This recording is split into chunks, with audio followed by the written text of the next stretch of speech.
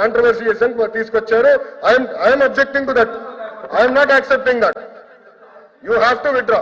గౌరవ సభ్యుడు should withdraw that statement అధ్యక్ష. గౌరవ సభ్యుడు విత్డ్రా చేయాలి అధ్యక్ష స్టేట్మెంట్. కూర్చోండి కూర్చోండి. అరే ఏంటిది అధ్యక్ష? కూర్చోండి. ఏదంటే అది మేము చదువుకుంటే ఎట్లా కుదురుతుంది? ప్రశ్నకు సంబంధం లేనటువంటి ఒప్పు ప్రశ్న అడగటం, దాన్ని కాంట్రవర్సీ చేసుకోవటం మంచిది కాదు. ప్లీజ్ ప్లీజ్ మంత్రి గారు ఒకసారి కూర్చోండి. ఎల్ఓపి గారు ఏంటి దాని గురించి ఏం చెప్తారు? సార్ ప్రశ్న సమాధానం. ప్రశ్న ఏంటని అడుగుతుంది, న్యూ ఎడ్యుకేషన్ పాలసీ ఏదైతే గవర్నమెంట్ ఆఫ్ ఇండియా ప్రవేశపెట్టిందో దాన్ని మనం అవలంబిస్తామా లేదా? ఇది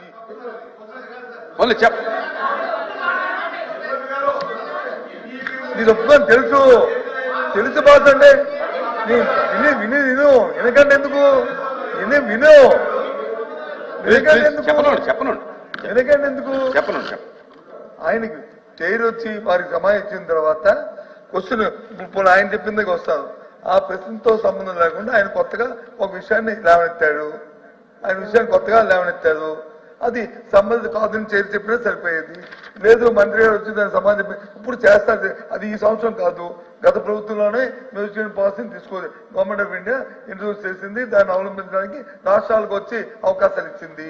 ఆ రాష్ట్రం ఉన్న కాలమాన పరిస్థితుల ప్రకారం అక్కడ ఉన్న సందర్భాల ప్రకారము అక్కడ ఉన్న ప్రజల తాలూకు మనోభావాల ప్రకారము ఆ కార్యక్రమాన్ని చేస్తుంది. అదే మాట్లాడితే మరి ఎడ్యుకేషన్ మినిస్టర్ గారు వచ్చి మీరు పారిపోలే. ఆ రోజు మీరు వచ్చి మాస్టర్స్ ని పెట్టి మమ్మల్ని అవమానపరిచి మమ్మల్ని వచ్చి మెరబెట్టి బయటికి గెండించిన ఏర్పాటు చేశారు. అది చేయలేక మేము వచ్చి ఆ రోజు చెప్పి మేము వాకౌట్ చేసాం. ఇది మంచి సంప్రదాయం కాదన్నా. మా చైర్మన్ గారిని అది యాక్చువల్ గా మేము చైర్మన్ గారిని వాళ్ళు వచ్చి మేము అనాలి, సార్ ఇదేంటి సంప్రదాయం అని.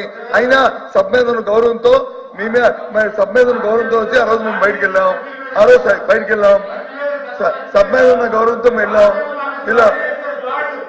అది ఆ డిస్కషన్కి వెళ్తే దానికి కూడా నేను సమాధానం ఉంది కానీ వెళ్తాం. కానీ ఇప్పుడు అడుగుతుంది ఏంటి?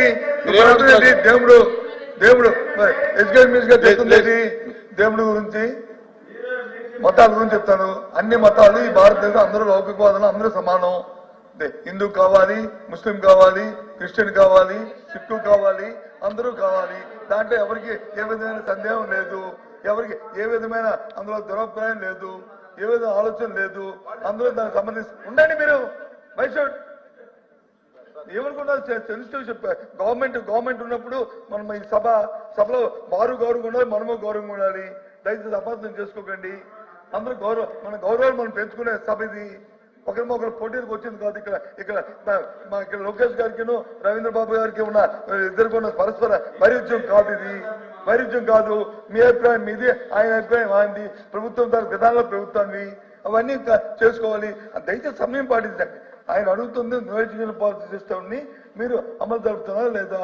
మీరు అది గత ప్రభుత్వం వచ్చింది, దాన్ని గత ప్రభుత్వం తీసుకున్న నిర్ణయాలు, ఆ నిర్ణయాలు ఏమైనా లోపాలు ఉన్నాయి, లేదు కొత్తగా ఉన్నాయి, ఈ సంబంధం లేదు, ఈ ప్రశ్నకి సంబంధం లేదు, దీన్ని సమాధానం చెప్పం, ప్రెసిడెంట్ రూపంలో రండి అంటే ఆ రకంగా రేపు రవీంద్రబాబు గారు వస్తారు. అప్పుడు సమాధానం చెప్పండి వారు దానికి. లేదు అసెంబ్లీ గారికి దయచేసి ఒక్క విషయం, ఒక సెకండ్ దయచేసి ఏదైనా రికార్డుల్లో వారు చెప్పింది కానీ మీరు చెప్పింది కానీ ఏదైనా ఉంటే ఒకసారి పిలిచి కూర్చోబెట్టి మాట్లాడి అయితే రికార్డులను తొలగించండి. లేదు మీకు రికార్డులను తొలగించే పరిస్థితి ఉంటే మీరు తొలగించుకోండి, ఎవరికి అభ్యంతరం లేదు.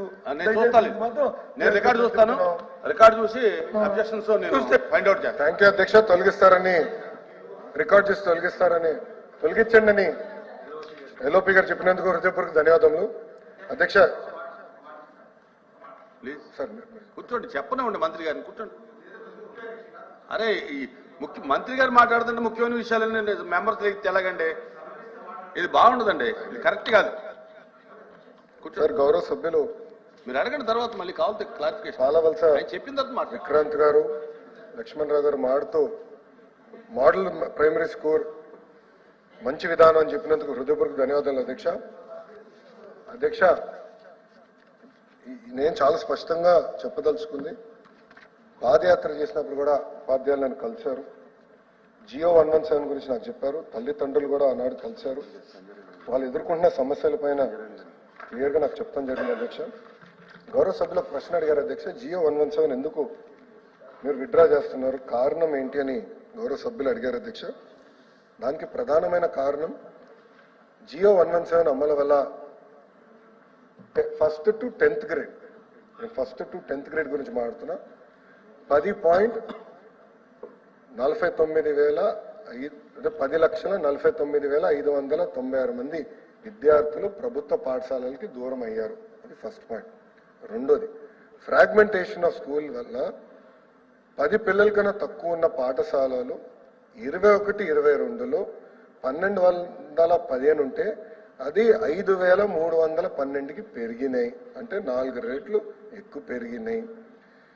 ఇంకో పక్కన చూస్తే 20 కన్నా తక్కువ విద్యార్థులు ఉన్న పాఠశాలలు 5,520 ఉంటే అది 14,052 పాఠశాలలకి పెరిగినాయి.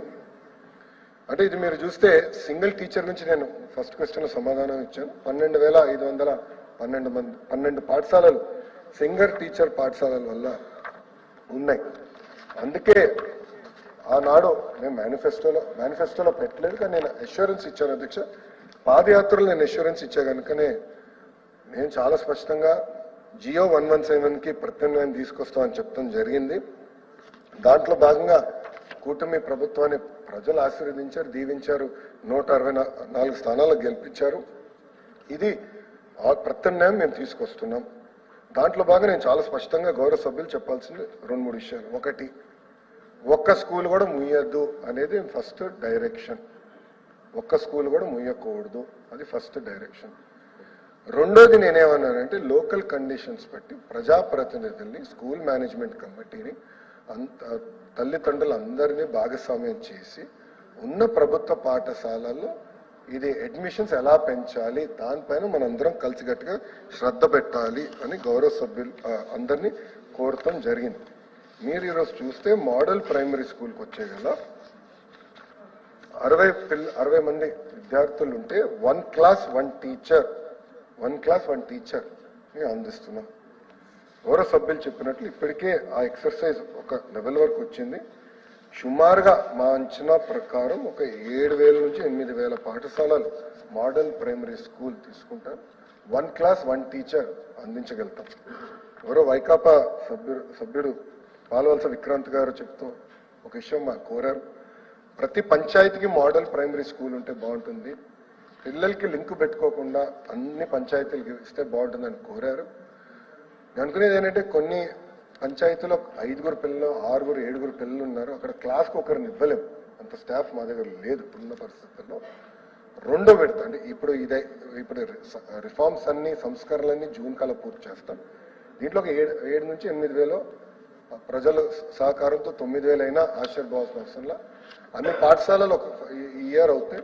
నెక్స్ట్ ఇయర్ అడ్మిషన్స్ పైన కూడా గట్టిగా మేము ఫోకస్ చేసి కంపల్సరీగా మన ప్రభుత్వం లక్ష్యం ప్రతి పంచాయతీకి ఒక మోడల్ ప్రైమరీ స్కూల్ ఇవ్వాలనేది ఒక లక్ష్యంగా పెట్టుకున్నాం, అది సాధిస్తాం. రెండో ప్రశ్న, అప్పర్ ప్రైమరీ స్కూల్ ఏమవుతుందని గౌరవ సభ్యులు అడిగారు, అది కొనసాగిస్తున్నాం.